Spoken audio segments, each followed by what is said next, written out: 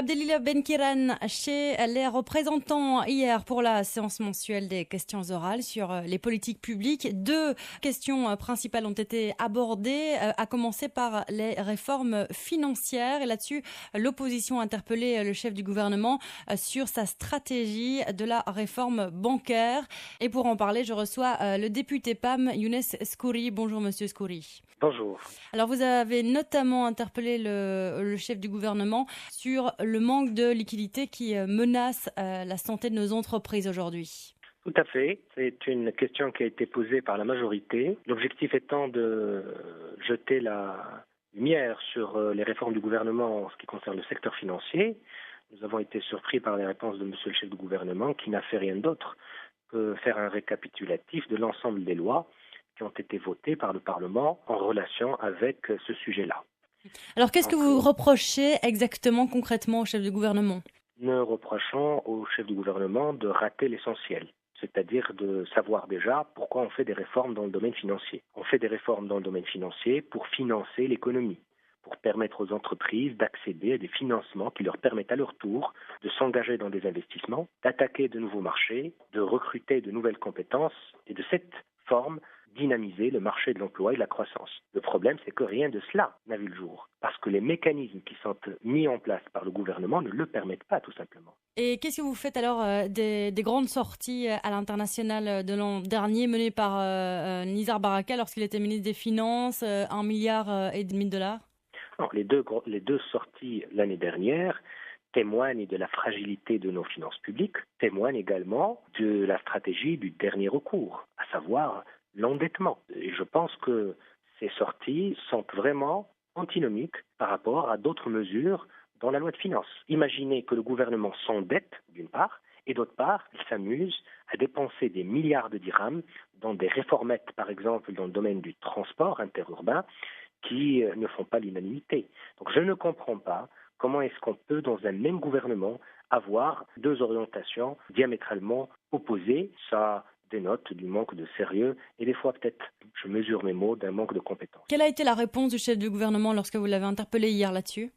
Écoutez, la réponse était une lecture d'un papier qui est rédigé, je suppose, par les services du ministère des Finances, qui reprend l'intitulé de chacune des lois qui a été votée, la loi sur la titrisation, la loi bancaire qui va venir, etc. Donc, quand vous n'arrivez pas à expliquer de façon simple et résumée l'essence de vos réformes, c'est que vous n'en êtes pas convaincu, tout simplement, ou vous ne les maîtrisez pas. Donc je pense que tous les Marocains qui ont suivi cette séance ont bien compris que nous n'avons pas de politique financière, que nous n'avons pas de leadership en termes de politique dans le domaine de la finance. Et naturellement, nous ratons encore une fois des virages importants. Les professionnels savent de quoi je parle. Lorsque vous parlez d'un manque de stratégie du gouvernement, qu'est-ce que vous attendiez de ce gouvernement par rapport à cette problématique-là ? Concrètement, qu'est-ce que vous auriez fait ? Au moins mettre en place un dispositif clair qui permet de financer l'entreprise, la petite et moyenne entreprise, de façon directe pour la protéger des soubresauts de l'économie internationale. Nous avons des pays qui ont mis en place des banques publiques d'investissement.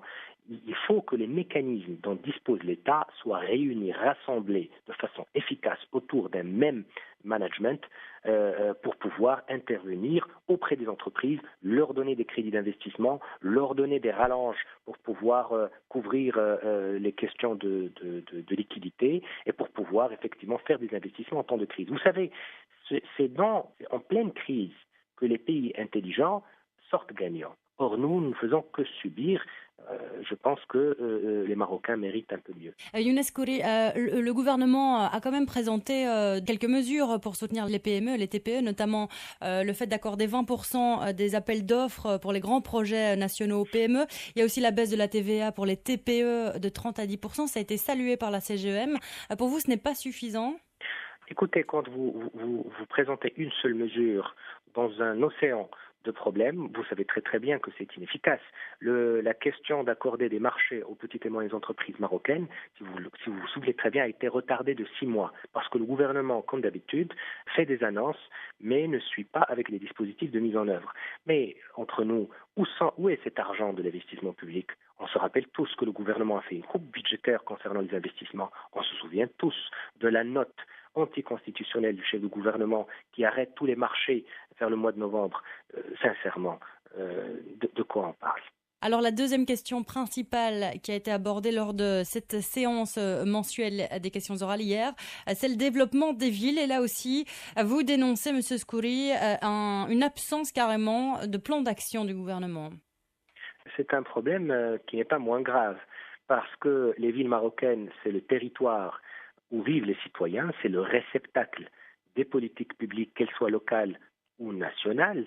Et donc le gouvernement a une responsabilité, surtout par rapport à des problématiques qui demandent une sophistication.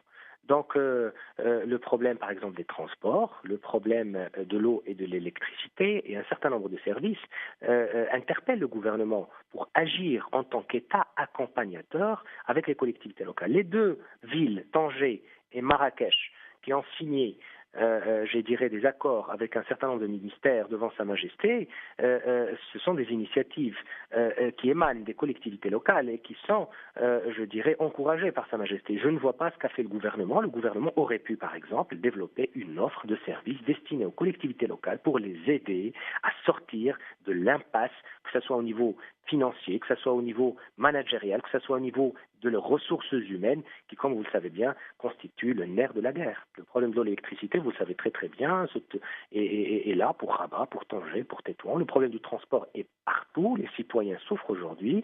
Dans une grande ville comme Casablanca, nous avons un sérieux problème de connexion et nous avons des problèmes de déplacement urbain.